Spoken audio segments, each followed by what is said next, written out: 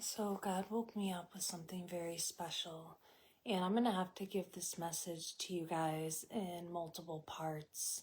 But tonight I'm doing something on Darwin, and I'm going to explain to you what I was woken up with by God and how it evolved and the message it came to.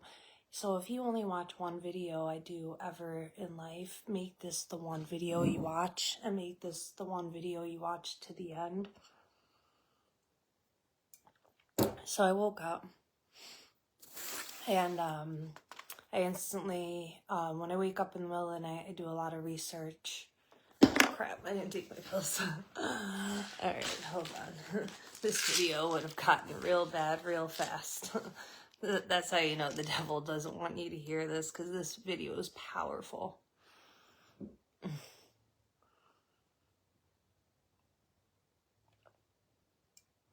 I actually just started feeling all the seizure shakes starting in my legs. So God is good, and He wanted you guys to hear what I'm about to say.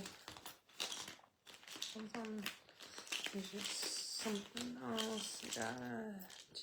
So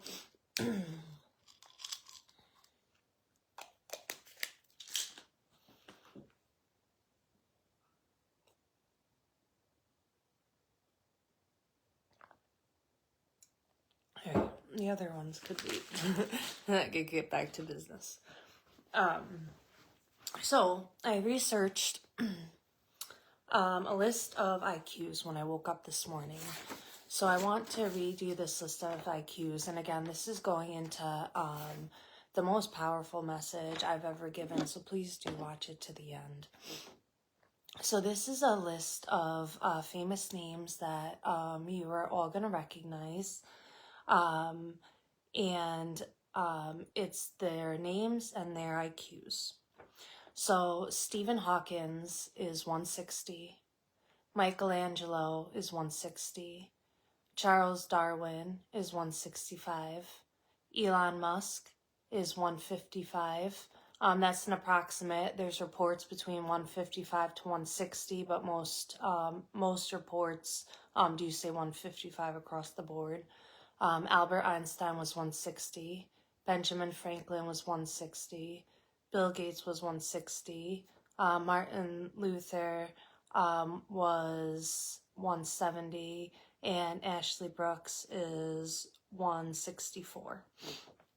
Out of that list I just read to you, the three highest IQs in that whole list, in order, are Dr. King, which just shows us the higher your intelligence level, the more you know life's supposed to be about love and peace. And this was just a brilliant man doing brilliant things with a brilliant brain, better than his brain was, wiser than most of these famous names we know. And he did great things. I'm going to do a whole thing on him, so I'm not going to get into that. Then we have Charles Darwin, which is interesting, and that's what this whole video is going to be on, is Charles Darwin. And then you have Ashley Brooks as number 3, which is yours truly. So all of these people were called to do exceptional things, and they all had a calling on their life from Jesus. And yes, even Charles Darwin, and you'll see how that went. And I believe I have a calling on my life, and I believe I'm going to be the one to cure FND, which started a ton of years ago, called hysteria. Then it became called conversion disorder, and now it's called FND.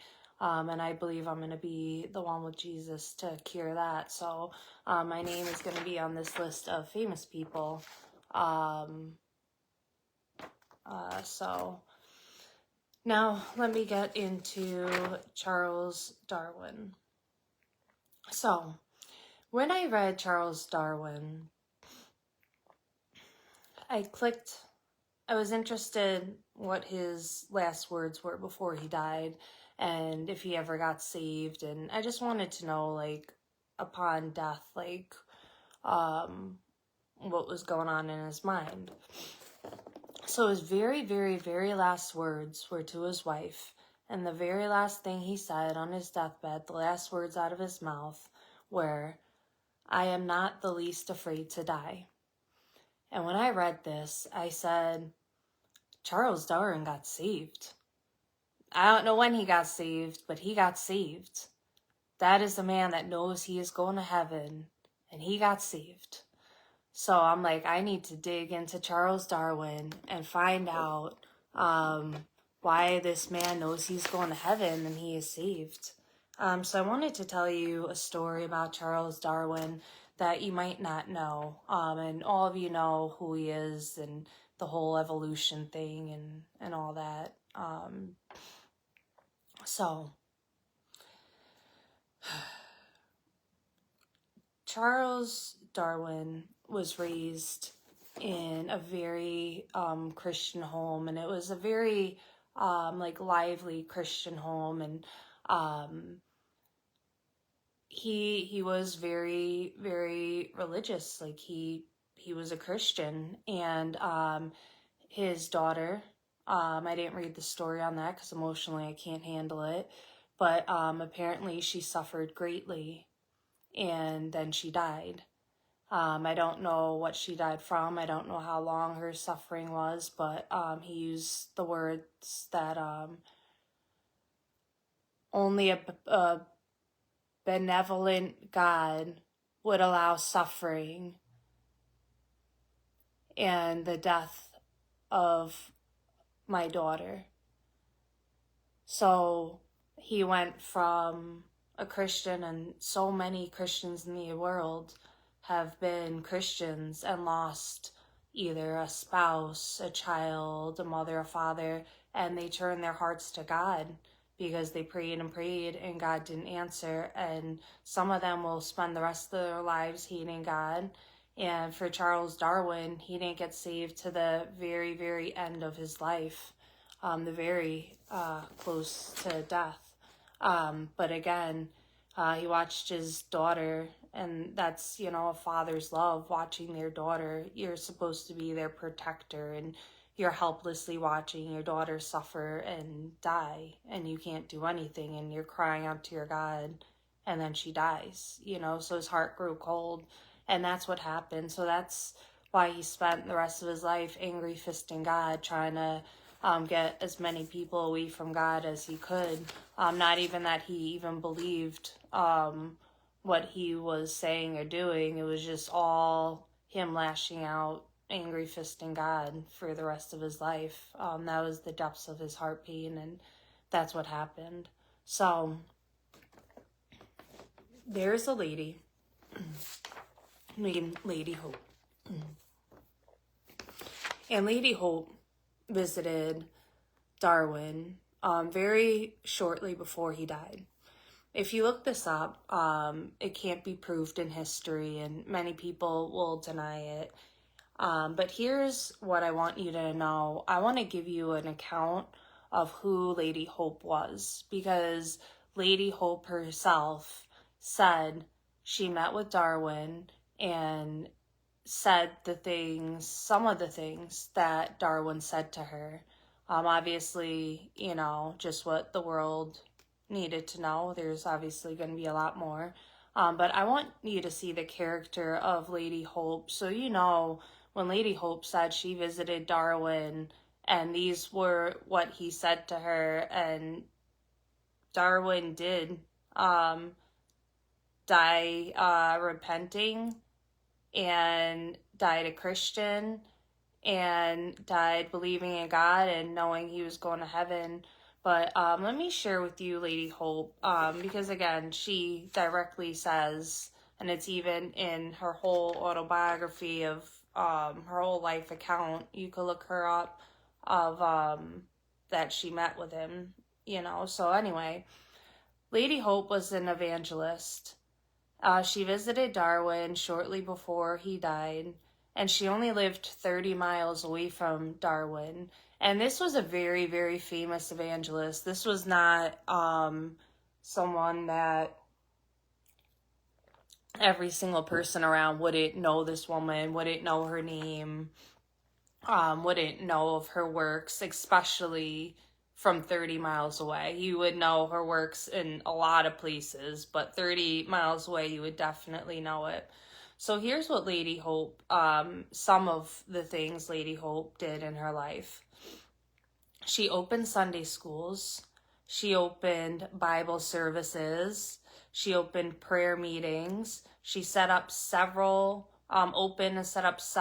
coffee rooms for alcoholics that would offer non-alcoholic drinks and non-alcoholic food, so they had places to go and spend social time. She also spoke at churches on Sundays. She wrote 30 books, and she opened hostels for working men and for soldiers. And this is just some of the account of her life. You're going to have to look into her. I highly suggest you do. She's a incredible woman. And so anything she says that Darwin said, I 100% believe. And, I hope you do too. But ask God to show you his truth. So Darwin said to Lady Hope, and this is what Lady Hope said, Darwin said, that he regrets his theory of evolution, and he had a desire to convert to Christianity, and that he wanted her to share the gospel with his servants. And after becoming a servant of God and learning a servant's heart, I see we're literally here all to be servants to one another. So right there, it shows, God already gave him that servant heart, and he was gonna try to come out into the world with how his theory of evolution was wrong, and go out into the world with that it was Christianity was the way and all. So the world doesn't want you to know that sign of Darwin because it doesn't fit the agenda of the people that want to stay living in sin and stay living evilly, and the people that are having fun in their evil ways, that they don't want God to be real because they know they would have to give up too much of what they enjoy doing. But God is so real, and just like a man who spent his whole life trying to prove God wasn't real, he did it just out of pain of his daughter. And at the very end, he ended up in heaven, and, God knew it was just his heart cry, and God didn't hold it against him. And yeah, God probably shook his head so many times. And I'm sure even when Darwin got to heaven, God was like, Darwin, man, did you really have to influence so many people the wrong way, But Jesus wouldn't say that. Ashley would say that because I'm still in the flesh, but Jesus would just hug him and say, I watched your heart break every moment of your life. I saw you crying as you wrote every letter, trying to disprove me as you thought about your daughter, and I watched your heart break and everything in you die, and your heart grow colder and colder for me with every waking moment. You watched her suffer with every prayer that she wasn't healed, and when she died, you gave up on me, and you just never wanted the world to ever feel a faith in a God that wasn't real, because to you in that moment, you 100% stopped believing. And God knows he stopped believing, and God knows the whole time his daughter was sick and suffering that he was believing and he was turning to him. And God knew that he was going to detour a lot of people away with his message to the world because of the suffering. but God didn't heal her. And we could say, well, Ash, if God just healed her, Darwin's thing wouldn't be out in the world, and there wouldn't be so many people that are agnostic or this or that now. But the truth is, when Darwin gets to heaven and God embraces him, that moment is going to be so special to God, because he's going to say, you spent your whole life hating me and hurt by me and loving me and trusting me and looking to me for everything and pouring out every ounce of your being to me. And after my kids just being in another state, the grief I feel of just seeing their bedrooms or anything that reminds me of them, and they're happy, healthy, having a great life, and I still grieve a loss. So his loss, I can't imagine the depths of that pain. So God's just going to embrace him and say, I'm sorry you spent your whole life suffering and crying as you wrote those letters thinking about your daughter. And I'm sorry that I had to take her from you. And he's not going to be mad at all for him. And he's going to be so honored that after a whole lifetime of pain, that Darwin turned to him and went back home, and he's gonna just love him for it, you know.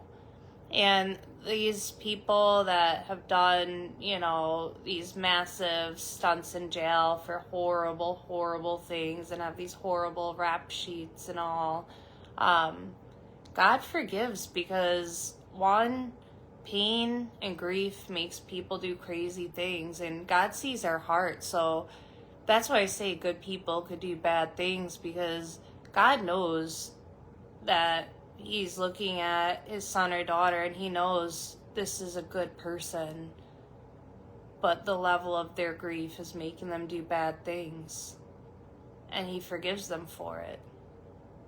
You know, doesn't make the bad things they did right, and I'm not condoning it or saying it's right or justifying it.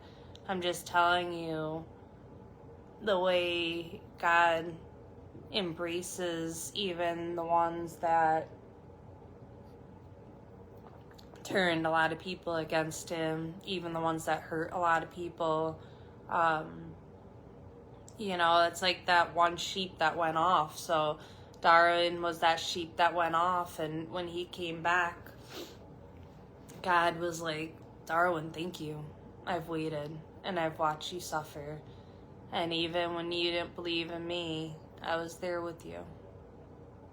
And now Darwin's in heaven, you know, and I'm sure, you know, him and Jesus are buddy, and he's got his daughter back, and, you know, he's loving life. And he had to suffer for, you know, however long he was here on earth, but now he has all of eternity to be with all his loved ones with no suffering or anything. So, you know, all that, and at the end of his life he turned to God. So God could save anyone, no matter what you've done, no matter what you carry, no matter the depths of your pain or suffering. God will save you, and you gotta let him. He can't save you if you don't let him. All those years, Darwin wouldn't let him. But he finally let him, you know. So, yeah, that was a win for the kingdom. And, you know, just more and more people are being converted to the light every day. So I'm gonna go. I hope you guys enjoyed this video.